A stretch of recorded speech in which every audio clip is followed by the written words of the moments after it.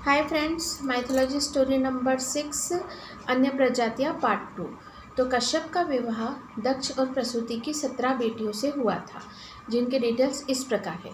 कश्यप की पहली पत्नी का नाम था दीति और दीति ने एक साथ 5 संतानों का जन्म दिया था, जिनके नाम थे हिरण्यकश्यप, हिरण्याक्ष, वज्रांक, आंध्रक और सिंहिका। और ये पांचों दैत्य थे। उसके बाद कश्यप की दूसरी पत्नी का नाम था अदिति। अदिति ने एक साथ तीन संतानों को जन्म दिया, जिनके नाम थे इंद्र, सूर्य, वरुण। ये तीनों देवता थे। फिर कश्यप की तीसरी पत्नी का नाम था दनु और दनु ने एक साथ 10 संतानों को जन्म दिया, जिनके नाम थे शंकर, एक चक्र, महाबाहु, तारक, वृषवर्मा, विप्रचिति, मय, पुलोमा और होलिका। ये 10 दानव थे। फिर कश्यप की चौथी पत्नी का नाम था काष्ठा।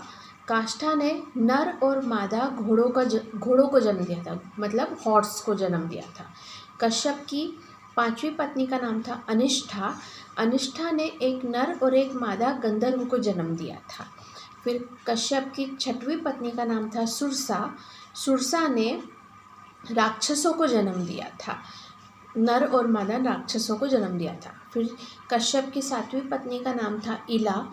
इला ने वृक्षों को, मतलब जो पेड़ होते हैं ना, पेड़ों को जन्म दिया था।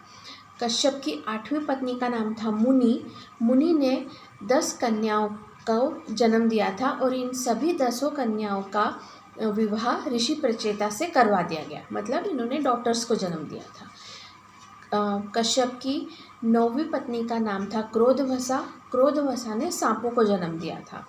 कश्यप की 10वीं पत्नी का नाम था सुरभि और सुरभि ने भैंसों को, मतलब बफेलो को जन्म दिया था। अब कश्यप की 11वीं पत्नी का नाम था सरसा। सरसा ने शर्मा, मतलब 11वीं पत्नी का नाम था शर्मा और शर्मा ने शेरों को, मतलब लॉयन को जन्म दिया था।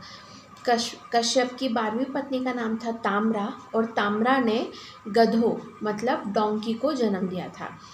कश्यप की 13वीं पत्नी का नाम था तिमी। तिमी ने मछलियों को, मतलब फिश को जन्म दिया था।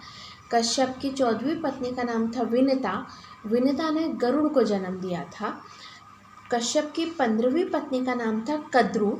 कद्रु ने नागों को जन्म दिया था और इन नागों के नाम थे वसुकी, काकरोट, तक्षक, दृषट, धनंजय, महानील, अश्वतार, पुण्यदंत और शस्यरोमा।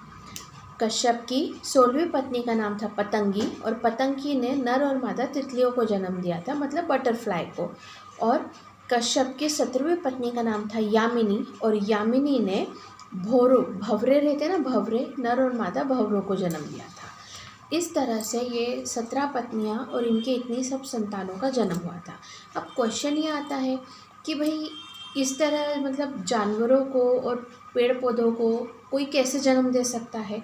तो इसका आंसर ये है कि इन पत्नियों ने जो अविकसित भ्रूण होते हैं, मतलब जो एम्ब्रियो होते हैं, अविकसित भ्रूण होते हैं, इनका जन्म दिया था और फिर इन्हें लेबोरेटरी में पूरा विकास किया गया, इनको विकसित किया गया।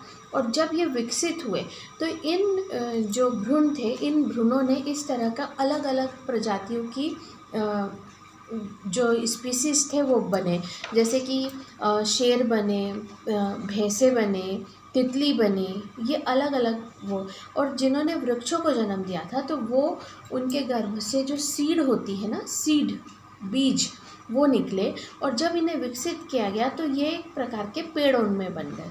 तो इस प्रकार से ये पूरा कश्यपीय परिवार था, जिसमें ये 17 जो उनकी पत्नियां थी और इन सभी 17 पत्नियों ने अलग अलग प्रजाति के चीज़ों को जन्म दिया और इन अलग अलग प्रजातियों की वजह से ही पूरा का पूरा संसार में अब इतनी सारी स्पीसीज आ चुकी थी। तो आज का वीडियो यहीं एंड करते हैं, मिलते हैं नेक्स्ट पार्ट में। Okay, bye.